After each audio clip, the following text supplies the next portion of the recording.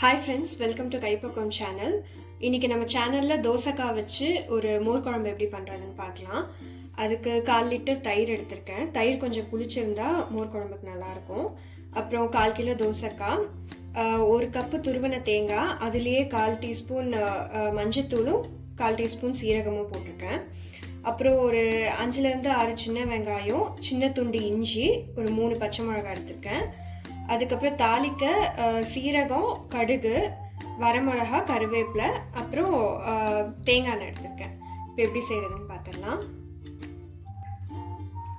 இப்போ ஃபஸ்ட்டு ஒரு பாத்திரத்தில் தோசைக்காய், உப்பு, மஞ்சத்தூள் போட்டு தோசைக்காய் வேக வச்சுருக்கேன். இப்போ அரைக்க வேண்டியதெல்லாம் அரைச்சி எடுத்துக்கலாம். இப்போ ஒரு ஜாரில் நம்ம எடுத்து வச்சுருக்க தேங்காய், மஞ்சத்தூள், சீரகம், இதுக்கப்புறம் சின்ன வெங்காயம், இஞ்சி, பச்சை மிளகாய், இது எல்லாத்தையும் தண்ணி ஊற்றி கொஞ்சம் நைஸாக அரைச்சி எடுத்துக்கலாம். இப்போ நம்ம தோசைக்காயெல்லாம் நல்லா வெந்துருச்சு. பார்த்தீங்கன்னா நல்லா வெந்துருச்சு. ஸோ இந்த ஸ்டேஜில் நம்ம அரைச்சி வச்சுருக்க தேங்காய் வரல சேர்த்துடலாம்.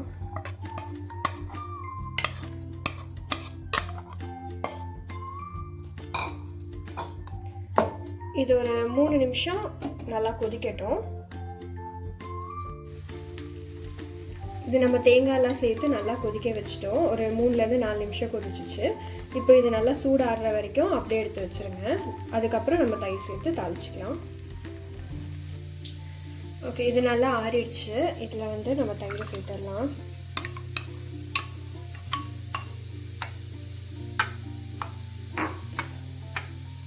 உங்களுக்கு தண்ணி வேணும்னா ஊற்றி கொஞ்சம் அட்ஜஸ்ட் பண்ணிக்கோங்க.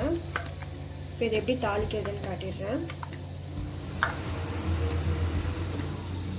இப்போ மோர் குழம்பு தாளிச்சிடலாம். அதுக்கு நான் தேங்காய் எண்ணெய் விட்டுருக்கேன். தேங்காய் எண்ணெய் தாளிச்சிங்கன்னா ரொம்ப நல்லாயிருக்கும். எண்ணெய் கொஞ்சம் சூடாகட்டும். இதுவும் இதில் கடுகு, சீரகம் போட்டுக்கலாம்.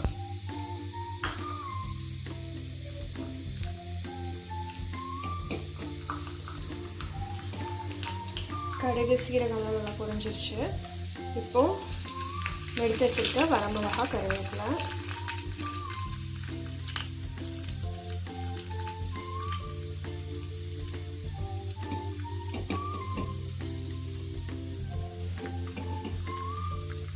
இது நல்லா பொரியட்டும்.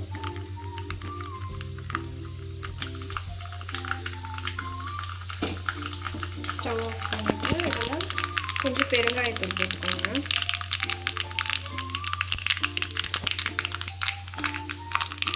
மோர் குழம்பு வச்சுக்கோங்க.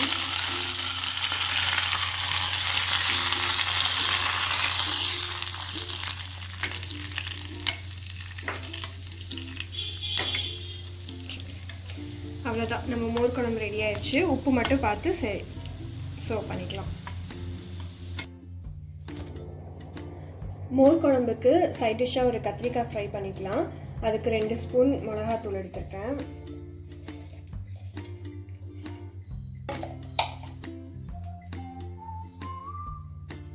கரம் மசாலா 1 ஸ்பூன், ஒரு 1/4 ஸ்பூன் மஞ்சத்தூள்,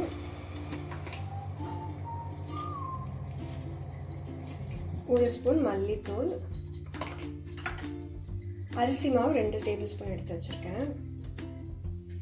இது எல்லாத்தையும் கலந்து ஒரு பேஸ்ட் மாதிரி பண்ணிக்கலாம்.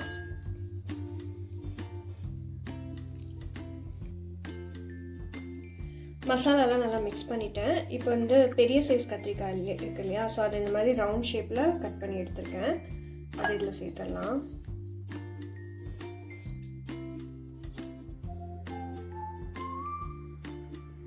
இதில் கொஞ்சம் கருவேப்பிலையை சேர்த்துட்றேன்.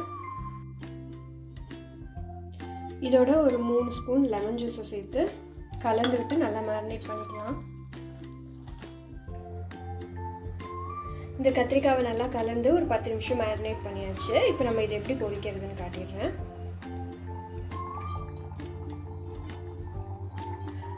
இப்போ ஒரு தோசைக்கல் வச்சு அதில் நான் எண்ணெய் ஊற்றிக்கிறேன்.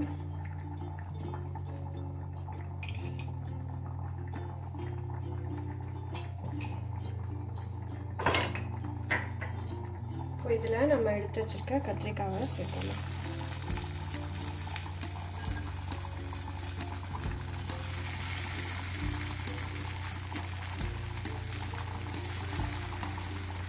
இது மீன் பொரிக்கிற மாதிரி ஒரு 2 நிமிஷம் விட்டு திருப்பி போட்டு எடுத்துடலாம்.